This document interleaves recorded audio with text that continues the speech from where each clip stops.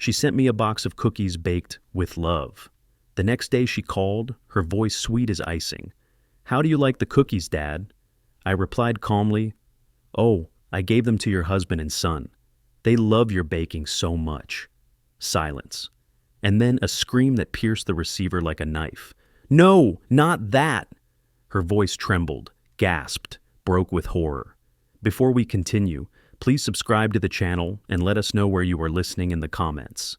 The cookies arrived wrapped in blue ribbons and lies. My daughter-in-law Inez set the box on my dining table with theatrical care, her smile bright as Charleston sunshine and just as blinding. February 14th, Valentine's Day, my 67th birthday. She decorated the box herself, hearts drawn in red marker, "For Dad with love," in her looping handwriting.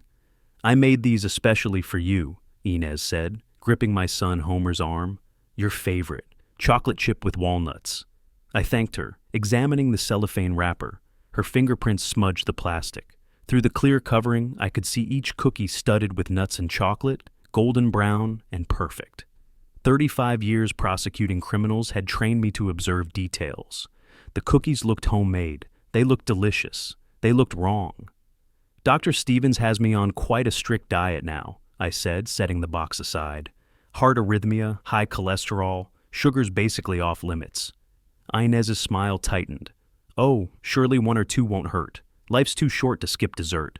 My grandson Orville, Homer's 12-year-old son, bounced in his chair. "Can I have one, Grandpa?" "After dinner, perhaps," I said, noting how quickly Inez stepped forward. "Actually, these are specially made for your grandfather," she said. "I'll bake you your own batch, sweetie." Homer rubbed his neck, avoiding my eyes. He'd been doing that all evening. His phone buzzed constantly in his pocket, and each time he checked it, his jaw tightened. We settled into dinner. I'd made pot roast, nothing fancy, just the kind of meal I'd cooked 1,000 times in this house on Rutledge Avenue. The conversation wandered through safe territory. Orville's basketball team, Homer's real estate management job at Coastal Properties, the weather. Then Inez steered us somewhere else. "Dad, have you thought about updating your estate planning?" She twirled her wine glass, studying the burgundy liquid. "At your age, it's so important." Homer's fork clattered against his plate. "Inez, it's his birthday." She ignored him. "I'm just thinking of the family. These things can be complicated. We could help you organize everything." I cut my pot roast with deliberate care. "My affairs are in order. I have an excellent attorney. But do you have a trust established?" Her voice carried that forced lightness I'd heard in courtrooms, witnesses trying too hard to sound casual. "Or a healthcare proxy? Power of attorney? These things matter." "Everything's handled." I met her eyes. "My attorney, Linda Chen, has been managing my paperwork for 15 years. Inez's mouth thinned. She glanced at Homer, who suddenly found his green beans fascinating. Orville saved us. "Grandpa, can I see your stamp collection after dinner? You promised to show me the rare ones." "Of course, son," I smiled at him. Genuine affection, that boy. Pure as spring water. "They're waiting for us in my study." "Stamps?" Inez leaned forward. "Are those valuable, Dad?" "Some people think so." I kept my voice deliberately vague. "To me, they're just memories." She persisted. "But I've heard stamp collections can be worth—" "Not these," I lied smoothly. "Just sentimental value. My stamp collection was worth approximately $950,000. I'd been collecting since 1975. She didn't need to know that. After dessert, store-bought ice cream, which I could eat in small portions, Inez returned to her box of cookies. "Please take these, Dad. I spent all day baking them." "I'll save them for later." I picked up the box, carried it to my pantry, and placed it on the top shelf behind the canned vegetables. Doctor's orders are doctor's orders. Her eyes followed my hands. When I turned back, her expression had shifted, something desperate flickering beneath the false warmth. The memory hit me then. 3 months ago, November. Homer and Inez sitting on my couch, foreclosure notices spread across my coffee table like accusations. The mortgage was $3,200 a month. They were 4 months behind. With penalties and legal fees, the total came to $45,000. "Dad, I don't know what to do." Homer's voice had broken. "We'll lose everything." Inez cried, mascara running black down her cheeks. We've tried everything. The bank won't work with us. I'd gone to my study, returned with my checkbook, written the check in silence, $45,000, drawn on my retirement account. This stays between us, I'd said. Inez grabbed my hands, kissed them repeatedly. You saved us. You're our savior. We'll pay you back, I promise. We'll pay you back. 3 months later, she was asking about my will. They left around 9. Inez hugged me at the door, her embrace lasting too long. Thank you for everything, Dad, for always being there, for saving us. Family helps family, I said. You're so generous. Her voice caught. We'll never forget it. I studied her face, the bright eyes, the trembling smile. I know you won't. Homer shook my hand. Thanks for dinner, Dad. Love you. Love you too, son. Orville hugged me hard. That at least felt real. After they left, I stood at my front window, watching their taillights disappear down Rutledge Avenue. The cookies sat in my pantry, wrapped in blue ribbons and Inez's lies. 35 years prosecuting criminals taught me to recognize guilt. I'd seen it in courtrooms across South Carolina, that particular combination of false warmth and genuine fear. Something about those cookies was wrong. Something about tonight was wrong. I retrieved the box using the blue latex gloves I kept in my desk drawer. Old prosecutor habits never die. Didn't open it. Didn't need to, yet. Just placed it carefully in the back of my pantry behind the canned goods. My phone buzzed. Text from Homer. Thanks for a great birthday dinner, Dad. Love you. I stared at those words. Love. Such a complicated thing. Tomorrow, I would find out just how complicated. The morning sun found me at my desk, surrounded by ghosts. I'd pulled the file around midnight, unable to sleep. State of South Carolina, verse Margaret Henshaw, 2008. The folder was worn, coffee-stained, familiar. Margaret had poisoned her husband's coffee with antifreeze over 6 months. Progressive illness, multiple hospitalizations, doctors baffled. Finally, the youngest daughter grew suspicious, hired a private investigator. Toxicology revealed ethylene glycol. I'd prosecuted. Margaret's defense claimed mistake, claimed love. The jury convicted her in 4 hours. During trial, Margaret's daughter testified. She asked about his life insurance the day after his first hospitalization. That's when I'd known. It's always about money. My coffee had gone cold. I was still staring at the file when my phone rang at 10:30. Inez. Hi, Dad. Her voice carried that false brightness from last night. Just calling to check on you. How are you feeling this morning? Fine. Why wouldn't I be? Oh, no reason. Did you enjoy the cookies? The question hung in the air. Too specific. Too urgent.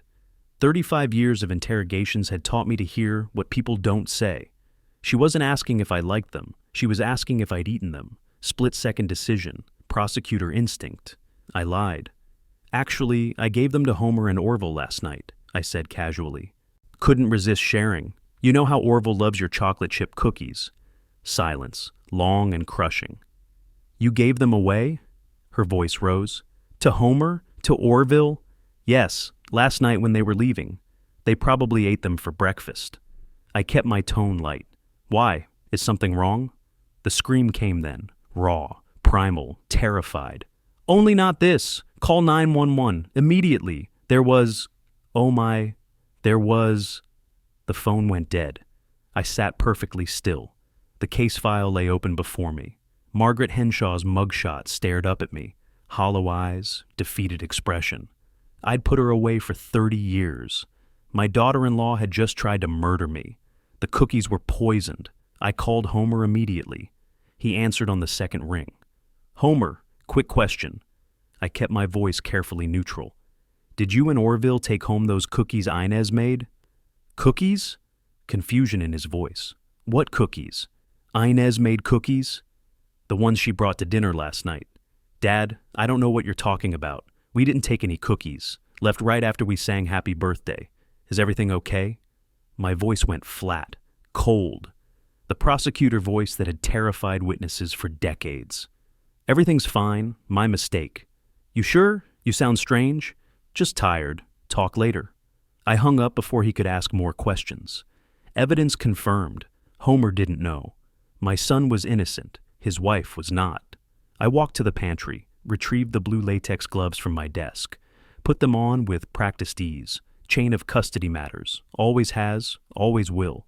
Took down the cookie box, placed it in a sealed freezer bag, photographed it from multiple angles with my phone, time-stamped, dated, documented condition. Then I put it in the refrigerator and sat down at my kitchen table. 35 years prosecuting criminals. I'd convicted murderers on less evidence than this. The panicked phone call, the frantic screaming. Only not this, meaning only not them, only not the wrong victims. There was something in those cookies, something meant for me, something that would make calling 911 necessary. She'd researched this, planned it, timed it for my birthday. Touching gesture, homemade gift, above suspicion. Smart. Almost smart enough. Almost. I remembered her 11 years ago. First time Homer brought her home, 2014. She'd been 25, working as a dental hygienist, laughing genuinely at my stories. "Your dad is wonderful," she'd told Homer. "You're so lucky." I'd thought she was good for him, kept him grounded. At their wedding 2 years later, her vows included, "I promise to honor your family as my own." She hadn't always been mercenary. Something changed her. The question was what? No. The question was how to prove it. I pulled out my old contact list, leather-bound, worn from decades of use. Found the name I needed, Dr. Raymond Cole, toxicologist at the Medical University of South Carolina. We'd worked the Henshaw poisoning case together. His testimony had been brilliant. Explained to the jury exactly how antifreeze destroyed the victim's kidneys while mimicking natural disease. Raymond owed me favors, several actually. But I didn't call yet. First, I needed to think. A knock at my door interrupted. My neighbor, Mrs. Patricia Green, stood on my porch holding my newspaper. "Here's your paper, Leland." She smiled, her 70-year-old face kind and weathered. "You usually grab it by 7. Thanks, Patricia. Slept late." "Oh, before I forget." She adjusted her gardening gloves. "Your daughter-in-law stopped by Monday. I was pruning roses, saw her on your porch.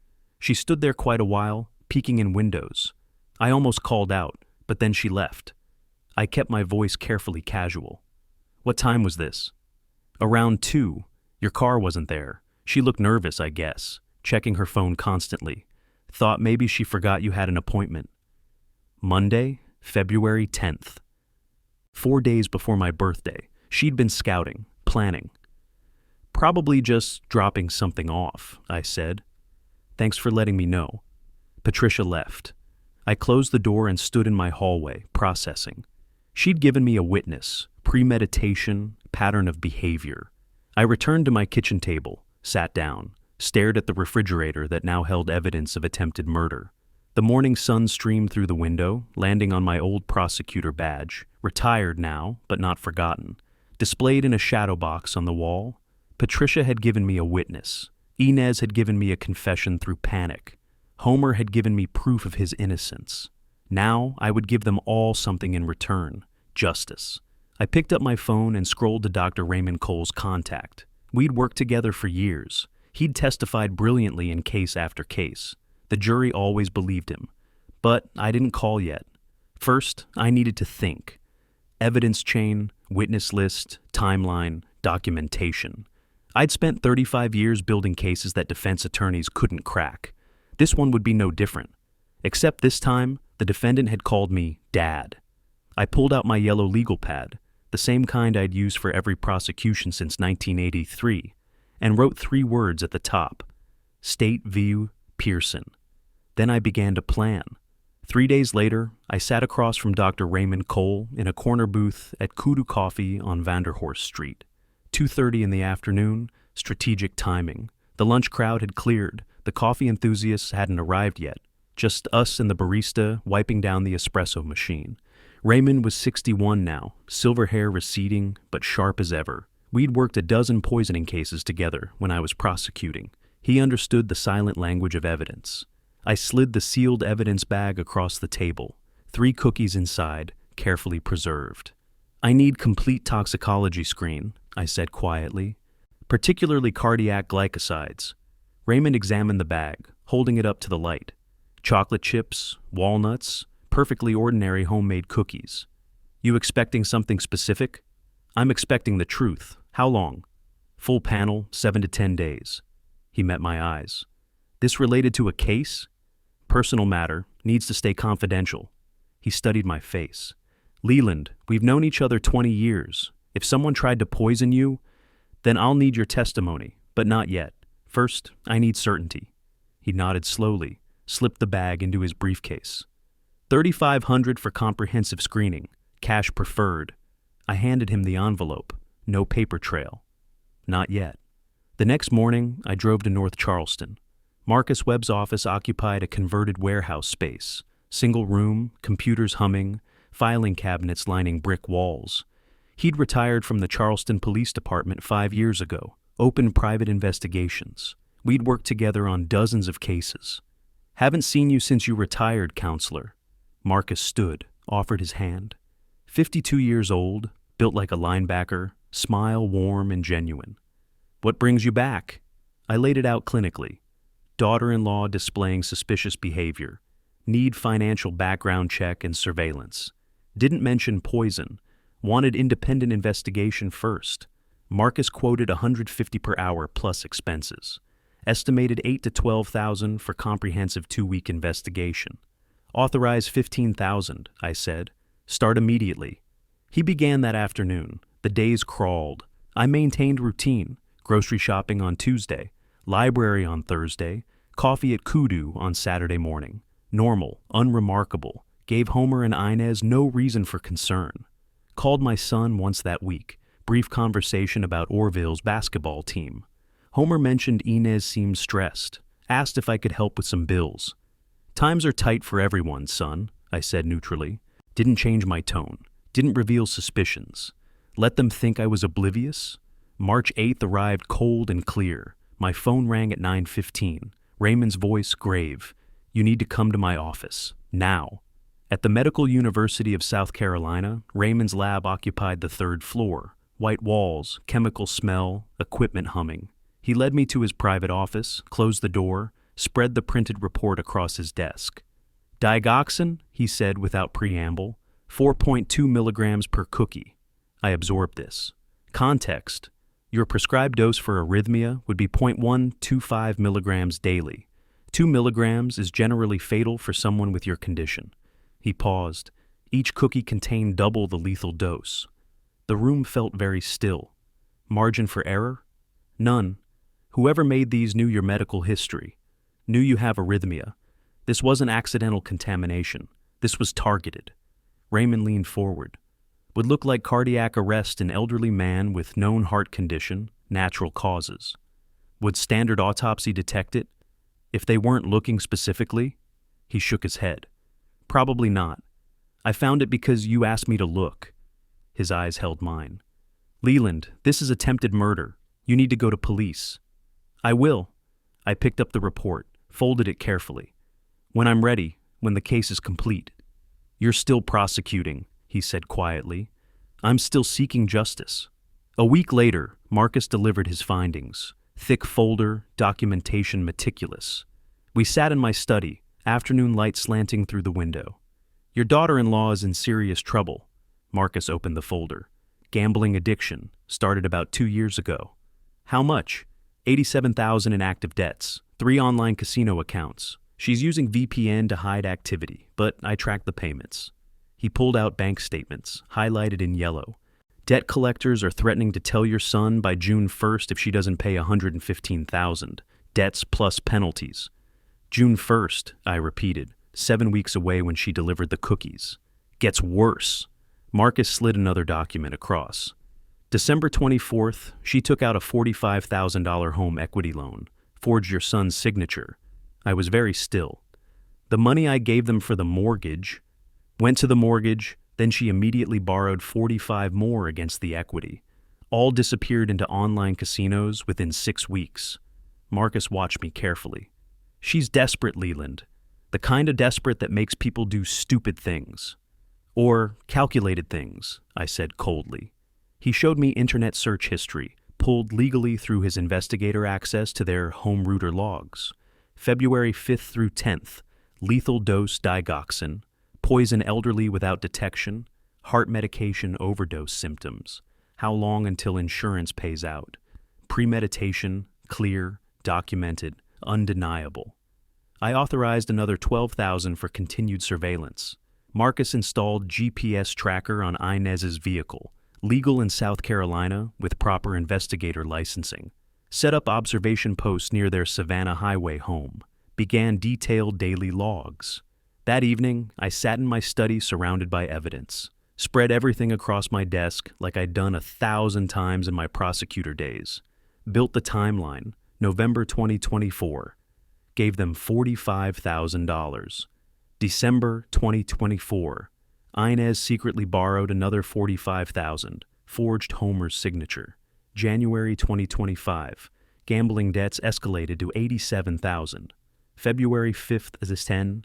Internet searches about poisoning, specifically digoxin dosing. February 10th. Scouted my house, Mrs. Green witnessed. February 14th. Delivered poison cookies. February 15th. Panicked when told wrong, people ate them. Motive, crystal clear. Means, established. Opportunity, documented. Intent, proven by panic response. I researched South Carolina poisoning statutes. Code section 16-3-6012. Assault and battery with intent to kill using poison. Maximum penalty 30 years. With aggravating factors, victim over 65, premeditation, exploiting victim's medical condition, enhancement likely. Separate statute for exploitation of vulnerable adult. Additional 10 years.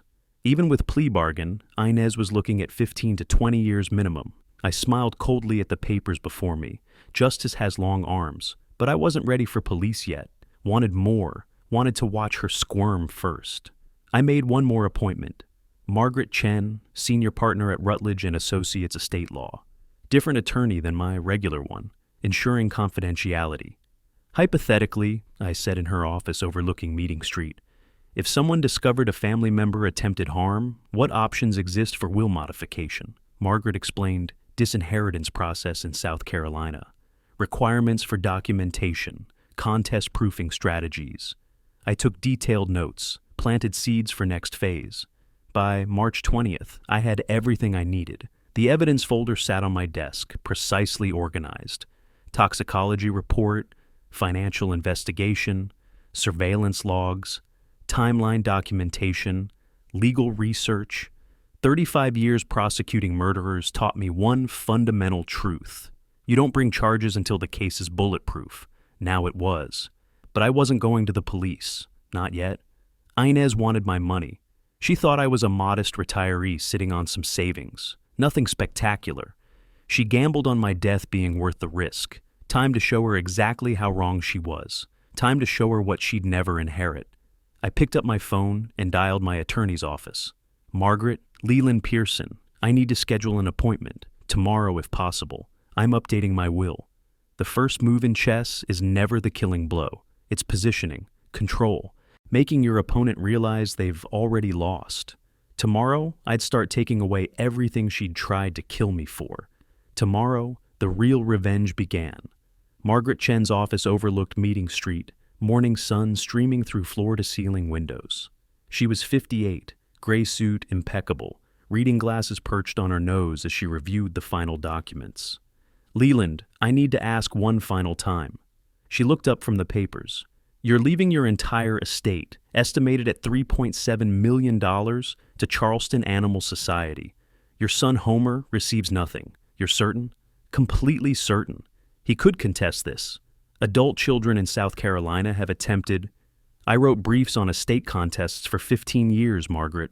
I know the law. I kept my voice level. No requirement to leave anything to competent adult children. My will is clear. My mind is sound. My reasons are documented. It's bulletproof. She made a notation. Your reasons being personal, sufficient. They'll understand soon enough. 2 paralegals entered as witnesses. Watch me sign each page. Notary stamped the documents with efficient precision. Margaret countersigned. All right. She slid the certified copies across her desk. It's done. Everything to the Animal Society. Not everything. I gathered the documents. Orville's college fund stays intact. Separate trust, established 5 years ago. They can't touch it. He'll have his education. That's good. Margaret's expression softened slightly. He's innocent in whatever this is. Exactly. I drove home with the copies locked in my briefcase, legal weapon loaded. At 2 o'clock, I arranged my living room carefully. Armchair positioned like a judge's bench. Documents stacked on the coffee table. Then I called Homer. Son, I need to see you and Inez tonight. 7 o'clock. Family matter. Important.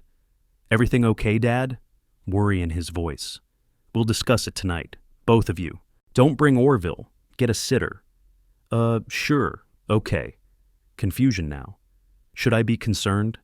7 o'clock, I repeated, and hung up. I heard Inez in the background before the line went dead. What does he want? Homer's muffled response. Family meeting, says it's important. Her reply carried hope. Maybe he's finally... Okay, we'll be there. She thought I was giving them money. Perfect. They arrived at 7 exactly. Inez had dressed nicely. Blue blouse, makeup carefully applied, forced smile bright. Homer wore khakis and a button-down, rubbing his neck, his tell. He was nervous. I didn't offer drinks, didn't make small talk. Gestured to the couch. They sat. I remained standing initially, then settled into my armchair. Documents before me like evidence at trial. I've updated my will today. No preamble, no softening. After my death, my entire estate goes to Charleston Animal Society. The house, the car, savings, investments, everything. You inherit nothing. Silence, complete, suffocating. Inez's face drained white. Homer's mouth opened, closed, opened again. Dad, Homer finally managed. What? Why? I've seen your true nature. Money matters more to you than family. This is my decision. It's final. That's not true, Homer leaned forward. We love you. Do you, or do you love what you think I have? Inez found her voice, shaking badly. Dad, whatever we did, I'm sorry. We can fix this. We love you. Love? I met her eyes coldly. You've asked about my finances constantly, pressed about my will, treated me like a bank account waiting to close. That's not fair, Homer's voice broke. We're your family. Family doesn't measure my worth in dollars. Inez's hands twisted together. But Orville, your grandson, you'd leave him nothing? Orville has his college trust, separate, untouchable, he'll be fine. I didn't blink. My decision stands. Homer tried bargaining, pleading, asked what they'd done wrong, how they could fix it. I refused discussion, repeated the same phrases. My decision is final. Conversation is over. Finally, I stood. I said the conversation is over. Leave, now. Homer helped Inez to her feet. She was shaking, hands trembling as she grabbed her purse. They moved toward the door like sleepwalkers. I listened to their car start, drive away. Then sat in my armchair, staring at the documents that had just destroyed Inez's last hope. First strike delivered. 3 houses down from Homer and Inez's home on Savannah Highway, Marcus Webb sat in his surveillance vehicle, audio equipment aimed at their driveway, cameras positioned, legal with his investigator license, waiting. He caught them before they even reached the house. Inez's scream in the car, recorded crystal clear. That selfish old man, after everything. Homer's voice trying to calm. Inez, calm down, calm down, calm down. Do you understand what he just did? We're finished. The house, the creditors, everything. What creditors? What are you talking about? Pause. Inez catching herself. Nothing, we could have used that money for Orville's future. He said Orville has a college fund. That's not enough. Don't you see? Your father is wealthy, wealthier than he's told us, and he's giving it all away to some animal shelter. How do you know he's wealthy? He lives in that small house, drives an old car. I just know, okay? And he's screwing us, his own family. Homer, quietly, maybe we gave him reason to. What's that supposed to mean? Nothing. Let's just go home. Marcus captured them entering the house. Through the window, Inez throwing her purse, vase shattering against the wall, pacing like a caged animal. Homer sitting on the couch, head in his hands. Marriage fracturing in real time. Marcus sent the files to me at midnight. Audio clips, video, transcripts. I listened twice, heard her mask slip completely. Heard her rage at my selfishness despite trying to murder me. Heard her mention creditors, first slip in front of Homer. Heard my son starting to question. Good. Homer texted that night. 3 messages. Dad, please reconsider. Think about Orville. Can we talk tomorrow? I didn't respond until morning. Let them wonder. Let them panic. Finally, at 2 p.m., my decision stands. Nothing more to discuss. Stone wall complete. The will wasn't about inheritance. It never was. I'd kept that estate building for Orville's future, for charity work I believed in. But Inez thought it was her salvation, the prize at the end of my death. Taking it away accomplished 2 things. Removed her motive for future attempts, and started the pressure that would crack her open like a walnut. June 1st was 7 weeks away. Her debt collectors wouldn't wait. Her secrets were eating through her marriage like acid, and I wasn't done, not even close. I opened my computer and composed an email to Marcus. Continue surveillance. Document everything. I want to know everyone she contacts, everywhere she goes, every mistake she makes. Also, access her internet search history again. I want to see if she's panicking enough to make another stupid move. Sent. In chess, the first real move isn't about taking pieces. It's about controlling the board, making your opponent realize the game is already over, even while pieces remain. Inez would figure that out soon enough, but by then, checkmate would be inevitable.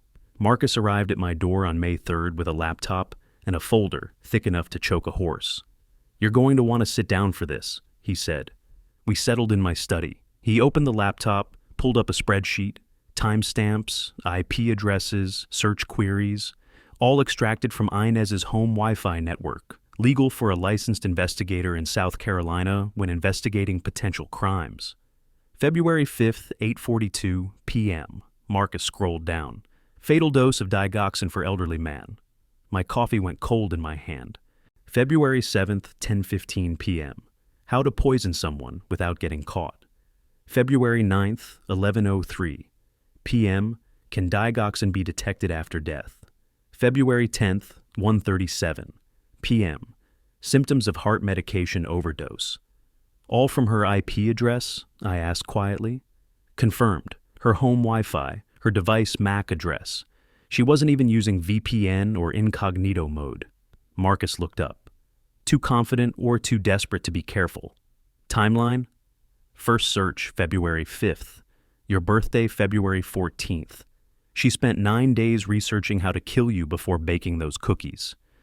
I studied the printouts. 9 days, not impulse, not heat of passion, cold, calculated planning. This is premeditation, I said.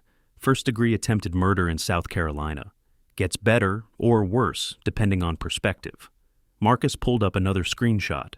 She searched accelerate inheritance on February 8th. Direct motive connection. She literally Googled how to speed up my death for money. There's more. Marcus opened an audio file on his laptop. Remember the February 15th phone call, when she panicked about the cookies?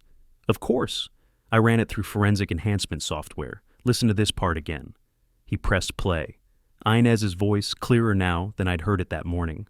Only not this. Call 911. There was digoxin in those cookies. They'll die. I sat perfectly still. Play that again. He did. She said digoxin, named the poison specifically. And the phrase, in those cookies. She was identifying the murder weapon, confessing while trying to save them. This is a confession, Leland. Marcus's voice was quiet. Recorded, time-stamped, admissible in court. Any jury will convict on this alone, I said. Combined with the toxicology report matching her confession, airtight. I spread the documents across my desk that afternoon, created 5 sections: toxicology, digital evidence, audio confession, financial motive, witness testimony. Each piece cross-referenced, documented, organized like the trial briefs I'd written for 3 decades. The case was complete. I could walk into Charleston Police Department tomorrow, but I didn't, because Inez still didn't understand what she'd tried to kill me for. 2 weeks later, I executed what appeared to be a chance encounter. Marcus's surveillance showed Eva Holland, Inez's sister, stopped at Kudu Coffee every Saturday at 2 p.m. after her nursing shift at Charleston Medical Center. I arrived at 1:55, ordered coffee, positioned myself at a table near the entrance. Iva entered at 2:03, blonde hair pulled back, scrubs visible under her jacket. I stood as if surprised. "Iva, is that you?" She startled, then smiled politely. "Mr. Pearson, hi. Please, call me Leland. Join me?" She hesitated, then sat. Exhaustion in her eyes, 12-hour shifts did that. "How's your sister?" I kept my voice concerned, gentle. "She seemed so stressed at our last meeting. I worry about her." Iva's guard lowered. Fatigue won over discretion. "She's in desperate trouble. Gambling debts. She owes nearly $90,000 to online casinos and creditors." I feigned surprise. "90,000?" She took out a loan against the house without telling Homer, forged his signature. Iva's voice dropped. "The creditors are threatening to expose everything by June 1st if she doesn't pay. She's completely panicked." "Why didn't she come to me?" Iva laughed bitterly. "She thought you lived modestly. Didn't realize you had resources? Now, after changing your will?" She stopped. "I shouldn't have said anything." "It's all right." I kept my tone gentle. "I won't mention we talked." "She's desperate, Mr. Pearson. Desperate people do things they wouldn't normally do." You have no idea, I thought. That evening, Mrs. Patricia Green watered her roses along our shared property line. I was checking my mailbox when she called over. "Oh, Leland, funny thing, your daughter-in-law was here back in February, the Monday before Valentine's." "Was she? I don't remember seeing her." "You weren't home. That's what seemed odd." Patricia adjusted her gardening gloves. "She stood on your porch for quite a while, looking in windows." "How long?" 10, maybe 15 minutes. Kept checking her phone, looking around. When the mailman came down the street, she left quickly." "What time was this?" "Around 2 in the afternoon." Patricia pulled a dead rose bloom. Seemed nervous, like she was checking if anyone was home. "February 10th, 4 days before the poisoned cookies arrived. Reconnaissance, planning, premeditation. By the end of May, I knew everything. Every search, every debt, every lie. I had her confession on tape, her own voice saying digoxin in those cookies. I had her internet history showing 9 days of murder research. I had witnesses, evidence, motive, means, opportunity. The case was complete. I could walk into Charleston Police Department tomorrow and watch her arrested within 24 hours. But I didn't. Because Inez still didn't understand what she'd tried to kill me for. She thought I was a modest retiree with maybe a couple $100,000 in savings. She'd committed murder for what she imagined was a middling inheritance that might clear her debts. She had no idea. The invitation to the Charleston Children's Hospital Charity Gala sat on my desk. June 14th, Magnolia's Restaurant. Black tie. Charleston's finest would attend. And Homer and Inez would be there too. I'd made sure of it. Social pressure alone would force them to come. That night, she would discover exactly how much money she'd tried to murder me for, and exactly how much she'd never see. Then, only then, would I let the law have her. I picked up my phone and dialed the hospital development director. "Everything's arranged for June 14th? Excellent. Yes, the donation amount will be announced that evening. $500,000 to the Pediatric Oncology Wing." I could almost hear Inez's screams already. Magnolia's Restaurant glowed like a jewel box. White linens, crystal chandeliers, string quartet playing Vivaldi in the corner, Charleston's elite in evening wear, champagne flutes catching light. I'd arrived at 6:45, 15 minutes early. Positioned myself near the entrance, greeting guests personally. Mayor Richard Chen and his wife, Judge Patricia Hendricks, retired now, but still formidable. Business leaders whose names filled the society pages. 3 journalists from the Post and Courier, cameras ready. At 7:15, Homer and Inez arrived. Her dress was new. Marcus had tracked an $850 charge on a credit card she couldn't afford. Forced smile, eyes scanning the room like a trapped animal. Homer wore a borrowed tuxedo, uncomfortable in his own skin. They were only here because declining would look worse than attending. I didn't approach them. Let them navigate the room alone, feeling like outsiders at their father's event. Theater requires proper pacing. At 8:30, the hospital development director approached the microphone. "Distinguished guests, thank you for joining us tonight." She gestured toward me. "Our host, former federal prosecutor Leland Pearson, pillar of our community for 40 years. I took the stage to polite applause. 35 years ago, I prosecuted a case involving a young mother with 3 children. She died because they couldn't afford proper medical care. Her children grew up without her. I paused. That case never left me. The room fell silent. Tonight, I want to ensure no Charleston family faces that choice. I'm honored to announce a donation of $500,000 to establish the Pediatric Oncology Wing at Charleston Children's Hospital. The room exploded. Applause, gasps, people standing. Mayor Chen approached the stage, shaking my hand vigorously. Camera flashes lit the room like lightning. From my position, I watched Homer and Inez. Homer's face, shock, confusion, pride mixed with hurt. Inez's face, drained of blood, jaw literally dropping. $500,000, more than she owed in debts, given away, to charity, casually, their assumptions shattered in real time. During cocktail hour, I positioned myself near the bar. Judge Hendricks approached, curiosity bright in her eyes. Leland, I had no idea you were a major philanthropist. Your lifestyle is so understated. I spoke loudly enough to carry. I prefer it that way, Patricia. Wealth isn't meant for display, though I do have one indulgence, philately, rare stamps. A businessman named James Wade leaned in. Stamps? Really? Is that profitable? More than most realize.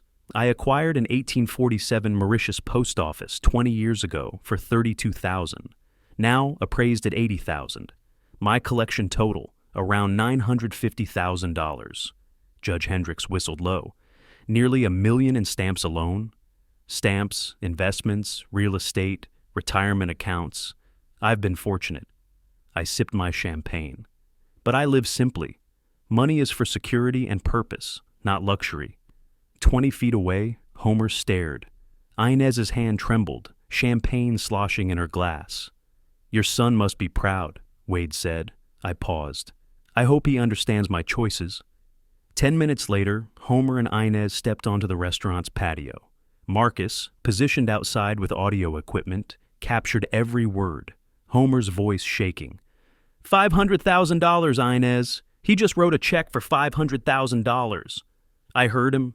And the stamps, nearly $1 million. How did we not know this? He hides it. Inez's voice rose.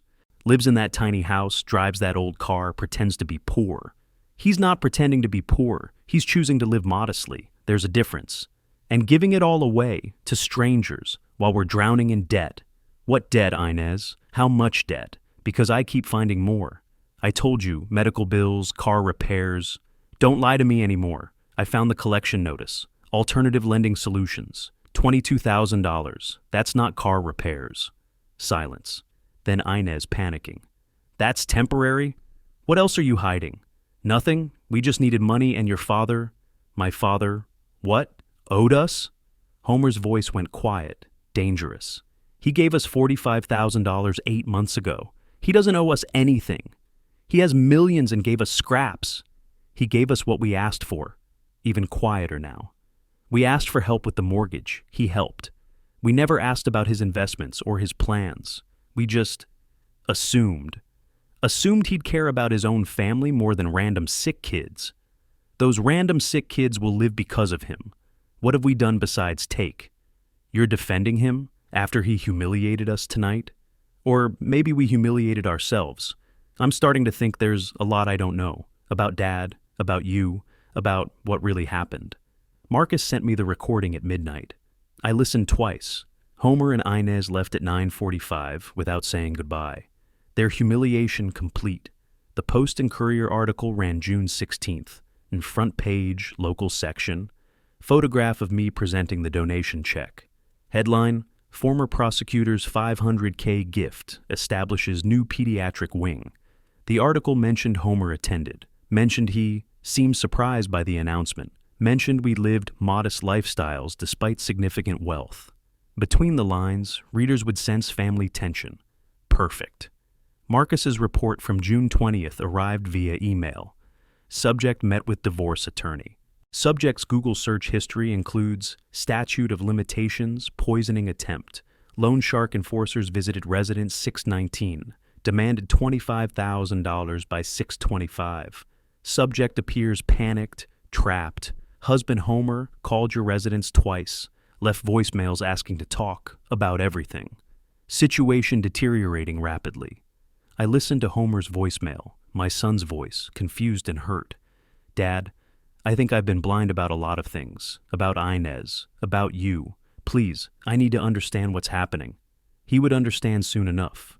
I opened my laptop and composed an email to Lieutenant Sarah Morrison at Charleston Police Department, Major Crimes Division. We'd worked prosecutions together in the early 2000s. Competent, thorough. She wouldn't hesitate to act on solid evidence. Lieutenant Morrison, I need to speak with you regarding an attempted murder, mine. I have extensive documentation, available at your convenience. Leland Pearson. Sent. Response came within 20 minutes. Mr. Pearson, can you come to the station Monday, June 23rd, 10 a.m.? I'll have a conference room reserved. Bring all documentation. Latorne Morrison. I replied, see you then? 3 days. In 3 days, I would walk into Charleston Police Department with a folder full of proof. Within 24 hours of that meeting, Inez would be in handcuffs, and my son would finally understand why I'd cut them out of my will. I looked at the evidence folder on my desk, 5 months of investigation, thousands of dollars in detective fees, toxicology reports, audio confessions, witness statements, all building to this moment. 35 years as a prosecutor taught me patience, taught me that justice delayed is sometimes justice perfected. Now, finally, the waiting was almost over. Monday morning, justice would begin. The conference room at Charleston Police Department smelled like burned coffee and old files. Lieutenant Sarah Morrison sat across from me, reading glasses perched on her nose, reviewing the evidence folder I'd brought. We'd worked prosecutions together 15 years ago. She was 48 now, graying at temples, still sharp as ever. Mr. Pearson, I have to say, she looked up from the toxicology report. This is one of the most thoroughly documented cases I've ever seen. I'd laid it out systematically. Toxicology proving digoxin at lethal concentration. Enhanced audio recording of February 15th phone call. Internet search history showing 9 days of murder research. Financial investigation documenting motive. Mrs. Green's witness statement about February 10th reconnaissance. Timeline connecting every piece. Morrison played the audio recording 3 times. Inez's voice filled the small room. Only not this. There was digoxin in those cookies. That's confession, Morrison said quietly. She's naming the poison while trying to warn about wrong victims. Combined with toxicology confirming digoxin at lethal dose, you have her confession matching the crime. And these searches, she scrolled through printouts. February 5th through 10th. 9 days of researching how to kill you before your birthday. Premeditation, not heat of passion, calculated murder attempt. Morrison studied the financial documents. $87,000 in gambling debts. June 1st deadline to pay or face exposure. Your birthday was February 14th. She looked up. She was trying to speed up inheritance to cover debts. Motive is transparent. Mr. Pearson, why wait 5 months to report this? I met her eyes. Because defense would argue I contaminated evidence, tampered with investigation, had personal vendetta. I needed independent expert toxicology, licensed private investigator, documented timeline. I needed a case that couldn't be dismissed as family drama. She smiled slightly. You built a prosecution-ready case. That's what 35 years as prosecutor teaches you. By June 25th, Judge Patricia Hendricks signed the arrest warrant. Assistant District Attorney James Bradford, my former mentee from 2008, reviewed the evidence and called me personally. Mr. Pearson, I'm sorry this happened to you. We'll prosecute vigorously. The arrest came July 8th, 6:30 in the morning. I wasn't there, but Marcus sent me the report. 6 officers, 3 vehicles. Homer answered the door in sweatpants, exhausted. Morrison read the warrant. We're here to arrest Inez Holland Pearson for attempted murder of Leland Pearson. Homer's face, disbelief, shock, denial. Inez appeared in the hallway, saw the police, face drained white. They handcuffed her in her bathrobe while Orville watched from the stairs, crying.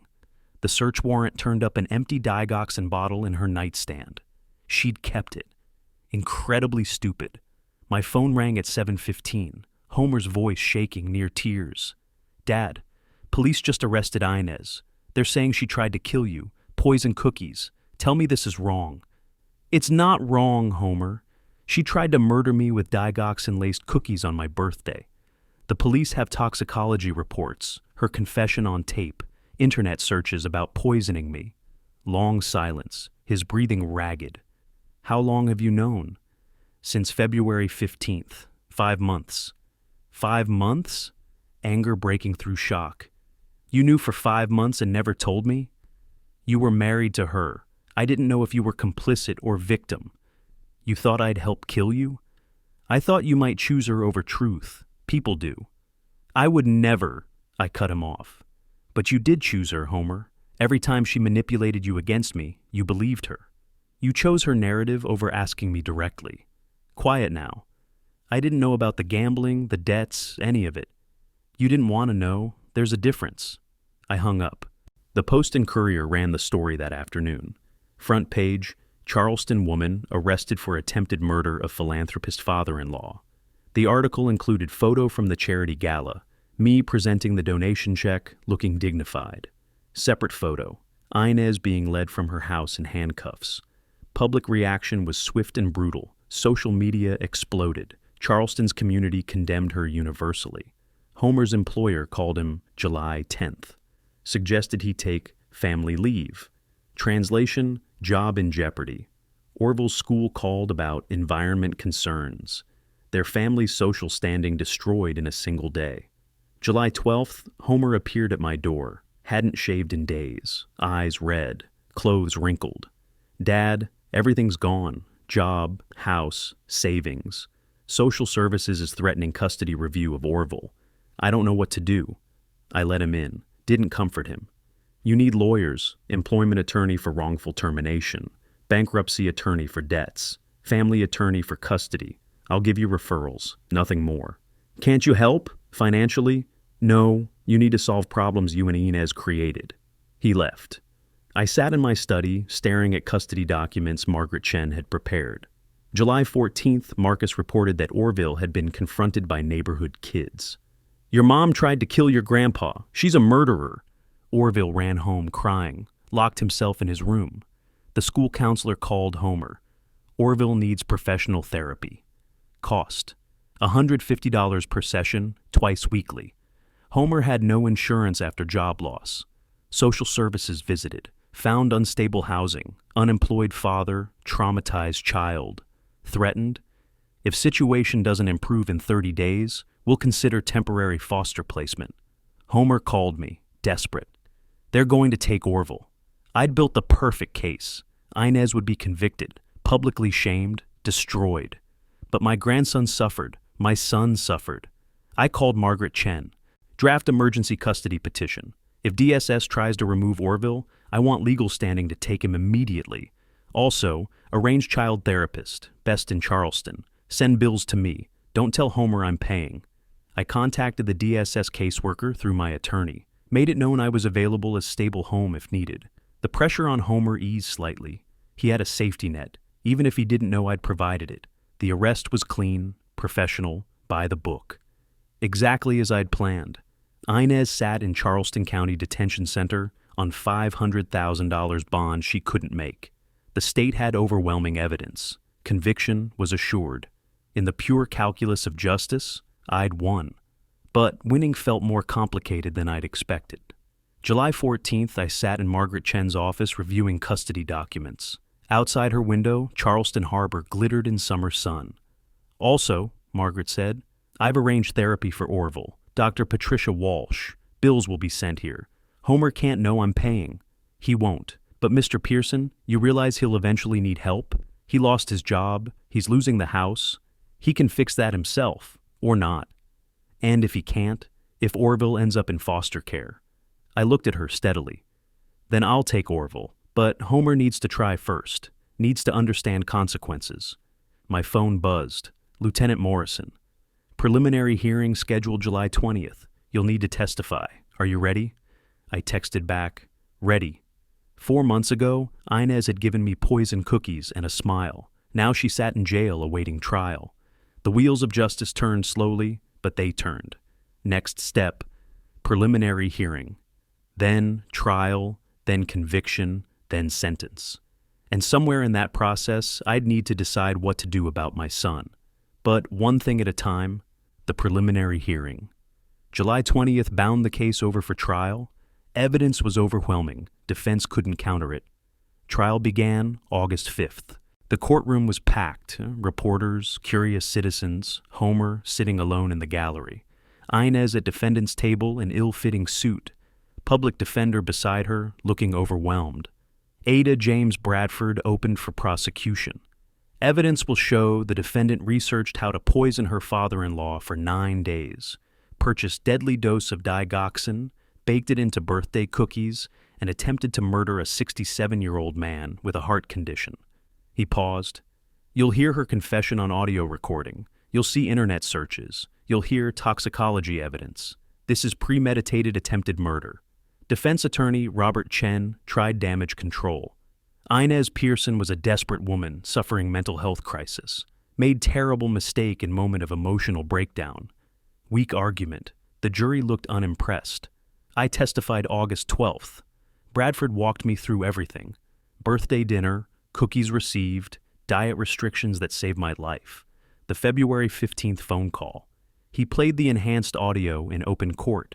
Inez's voice filled the space. Only not this. There was digoxin in those cookies. Several jurors gasped, heads shaking. When I heard that reaction, I said calmly, I knew she'd tried to poison me. Her panic proved guilt. Cross-examination failed. Defense tried. Couldn't this have been a misunderstanding? No. Toxicology proved digoxin at lethal dose. Her internet searches proved premeditation. Her panic proved knowledge. Homer watched from the gallery, saw my composed certainty. Understood, perhaps for the first time, his father's intelligence and strategic capability. Dr. Raymond Cole testified August 13th. Cookie contained 4.2 milligrams of digoxin. For a man with Mr. Pearson's documented heart arrhythmia, 2 milligrams is generally fatal. He looked at the jury. Each cookie contained double the lethal dose. No possibility of accidental contamination at this concentration. Could digoxin have gotten into cookies accidentally? Defense asked desperately. Absolutely not. Digoxin is prescription medication. Someone purchased it, measured it, incorporated it deliberately. Inez visibly shrank in her seat. Marcus testified about surveillance and internet searches. Printed Google searches displayed on screen. Lethal dose digoxin elderly. Poison someone without detection. Accelerate inheritance. Timestamps. February 5th through 10th. 4 to 9 days before my birthday. Iva Holland, Inez's sister, testified tearfully about gambling addiction. About January text messages where Inez mentioned I wouldn't last long. The defense had no effective counter. Evidence crushed them.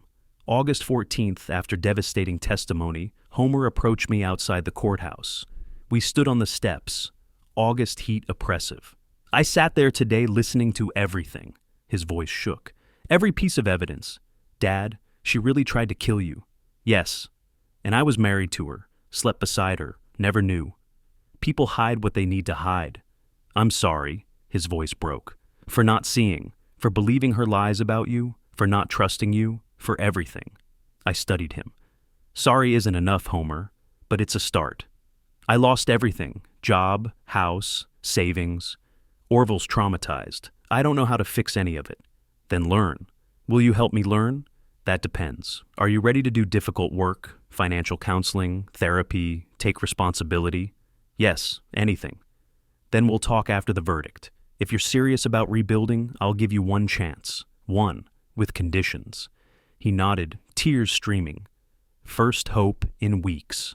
August 19th, after 8 days of trial, the jury deliberated 3 hours. Guilty? All counts. Judge Hendricks allowed victim impact statement. I addressed the court. Your Honor, I spent 35 years prosecuting criminals. I've seen many motives for violence, but calculated murder for money is among the coldest. I paused. Inez Pearson didn't attack me in anger. She researched optimal method for 9 days. She exploited my medical vulnerabilities. She disguised poison as loving gift. I looked at her directly. I gave her family $45,000 to save their home. She responded by attempting to accelerate my death for inheritance. That betrayal deserves maximum sentence. Judge Hendricks sentenced 18 years, South Carolina Department of Corrections.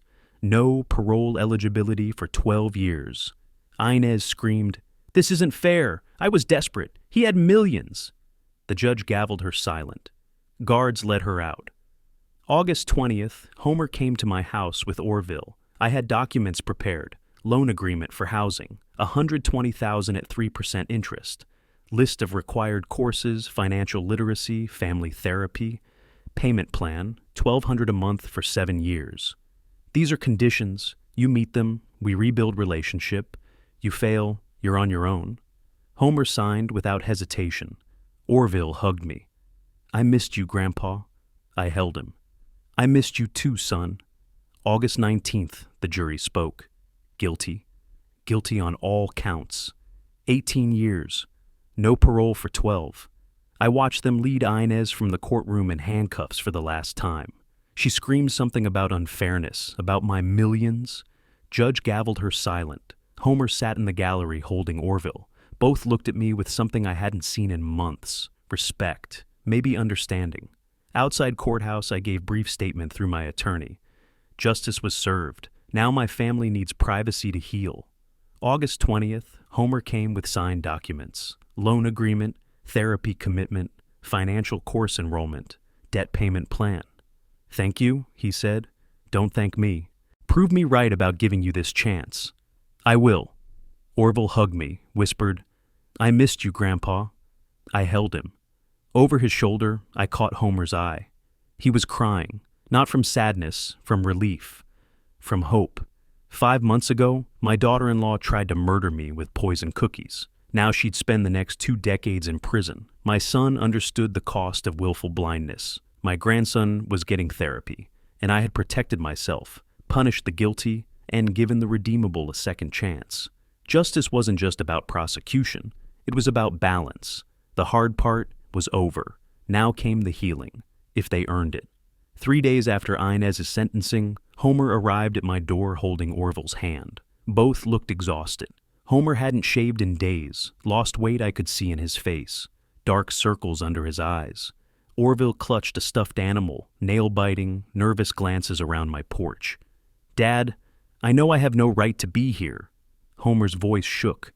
"But Orville needs you. I need to try to make this right."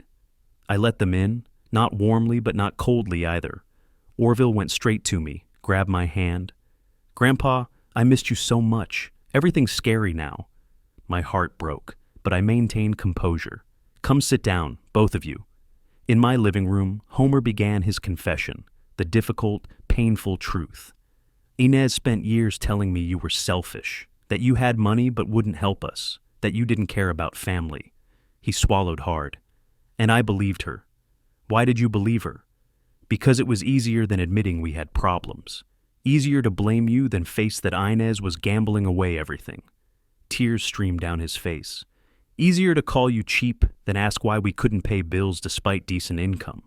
Easier to make me the villain than to see you'd married one." "Yes." His voice broke. "I'm so sorry. I'm sorry I doubted you. Sorry I didn't ask questions. Sorry I let her poison my mind against you. Sorry I valued her version of truth over 39 years of you being my father." I let him cry. Didn't comfort him, just waited. "I don't expect forgiveness," he finally said. "But Orville needs you. I need to rebuild something for him. Will you help me do that?" Long pause. I studied my son, broken, humbled, genuinely remorseful. "That depends on whether you're ready to do actual work, not just apologize. Work. Anything. I'll do anything." I laid out the conditions. Financial literacy course, 12 weeks at Charleston Community College. Individual therapy, minimum 6 months. Family therapy with Orville. Full repayment of Inez's debts, $87,000 at $1,200 per month for 7 years. Housing loan of $120,000 at 3% interest, 15-year term. Miss 3 payments, entire balance comes due immediately, I said. Complete the courses and therapy on schedule, interest drops to 2%. Fail to complete within 12 months, rate increases to 7% market rate. Homer listened, nodding to everything. I'll do whatever you require. This isn't about what you deserve. It's about teaching you to value things properly. Money, trust, family, accountability. He signed the papers the next day without negotiation. August 23rd, I attended a therapy session with Orville and Dr. Patricia Walsh, the child psychologist I'd been secretly funding. Orville's trauma stems from sudden loss of mother figure, confusion about why mommy did bad thing, fear that he'll lose father or grandfather too, Dr. Walsh explained. He needs stability, routine, family connection.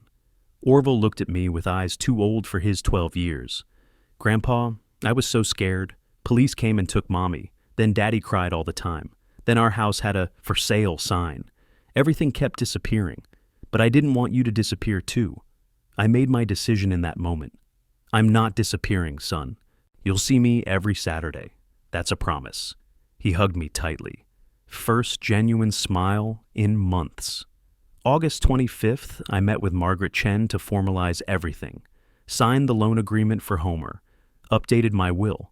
50% of my estate to Charleston Charities. 50% to Orville in trust until age 25. Homer would get nothing, except my stamp collection, worth nearly $1 million, but only if he completed all required courses in therapy, fully repaid the loan, maintained stable employment for 5 years, and proved himself reformed. If he failed any condition, the stamps went to charity too. This is ironclad accountability, Margaret said. Good, he needs to earn what he gets. That evening I called Homer back to my house, sat him down for the hard truth. I'm giving you this chance for Orville, not for you. You betrayed my trust. You chose to believe lies about me instead of having an honest conversation. He listened, tears streaming. I don't forgive you, not yet. Maybe not ever. Forgiveness has to be earned through years of changed behavior. I understand. But I'm giving you tools to rebuild your life. Use them. Prove me right about giving you this chance. Show Orville what accountability and redemption look like. I will, Dad. I promise. Promises are words. Actions matter. Show me through actions. We shook hands. Not a hug, not warm reconciliation, but acknowledgement of a conditional path forward. Homer left understanding. He was on probation, not forgiven. He had to earn his way back. August 25th, I signed the final documents. Loan agreement, updated will, therapy arrangements, every detail structured, every contingency planned. Margaret walked me to her office door. You've created an accountability framework that's fair but firm. Homer has a real chance if he's serious. And if he's not, then Orville is still protected, charities still benefit, and you'll have your answer about whether he was capable of change. I drove home through Charleston's historic streets. August heat still oppressive but bearable. 6 months ago, my daughter-in-law tried to murder me with poison birthday cookies. Now, she sat in prison for the next 18 years. My son understood the cost of his willful blindness. My grandson was getting therapy and weekly visits with a grandfather who'd never abandoned him. Justice was served. Boundaries were set. Second chances were offered, but not freely given. At home, I stood in my garden watching late afternoon sun paint Charleston Harbor gold.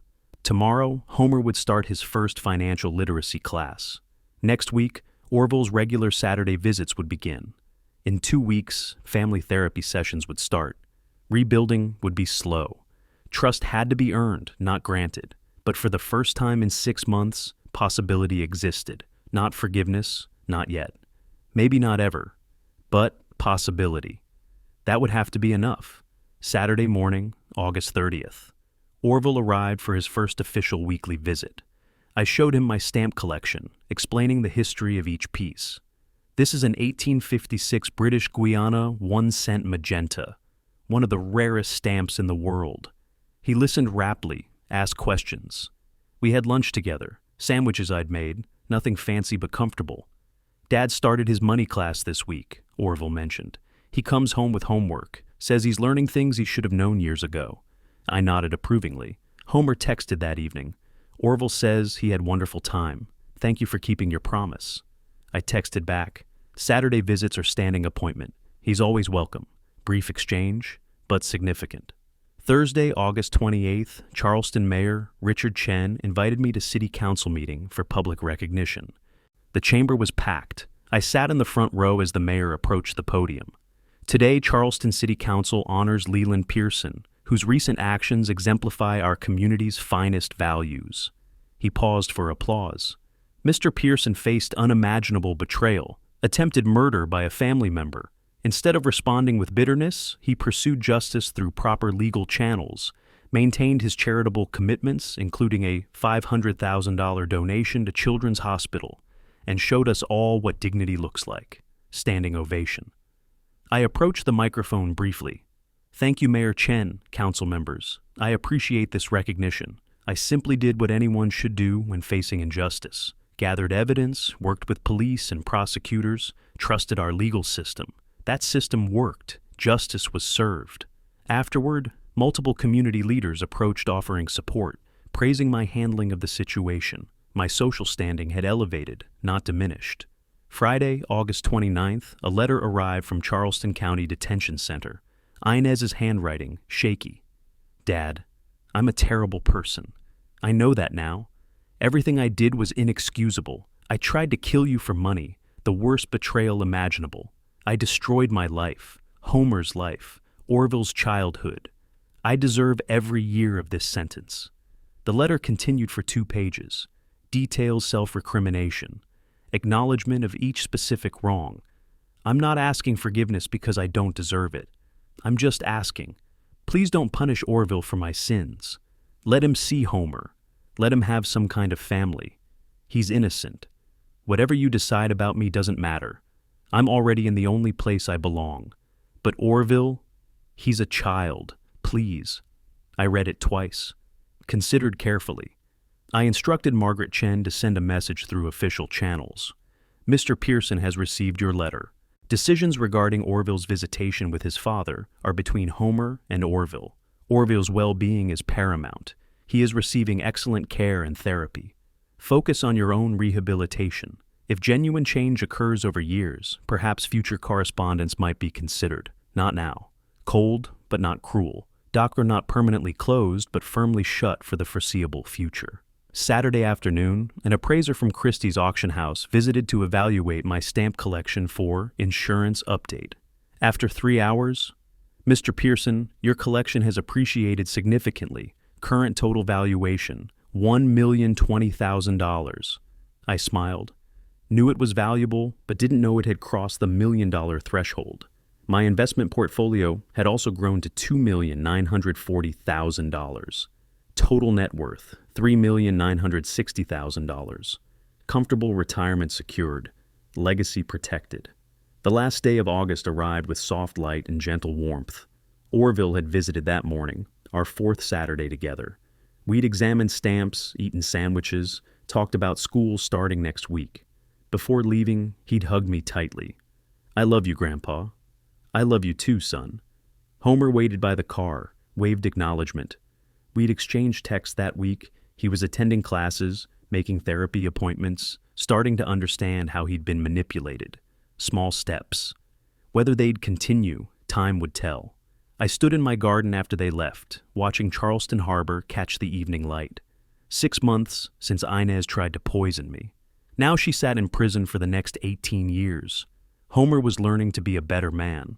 Orville was healing, and I was here, alive, vindicated, at peace.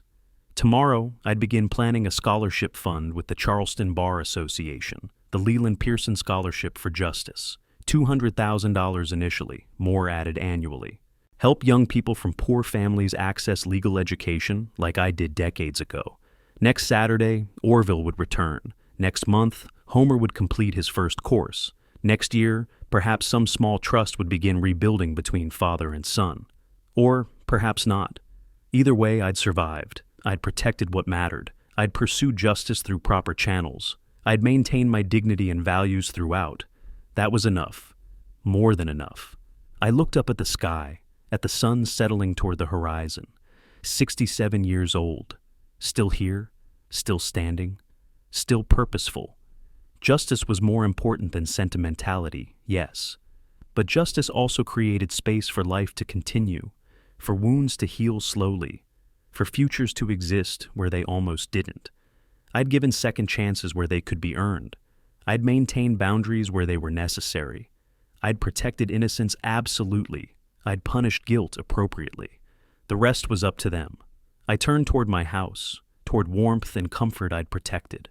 Tomorrow would bring new purposes, new challenges, new opportunities to live according to principles that had guided me through my prosecution career and personal crisis alike. For tonight, I had this: peace, justice, survival, victory. I'd won. Not because I'd destroyed an enemy, but because I'd protected what mattered and rebuilt on my own terms. That was the only victory that counted. If you like this story, please like this video, subscribe to the channel, and share your impressions of this story in the comments. To listen to the next story, click on the box on the left. Thank you for watching.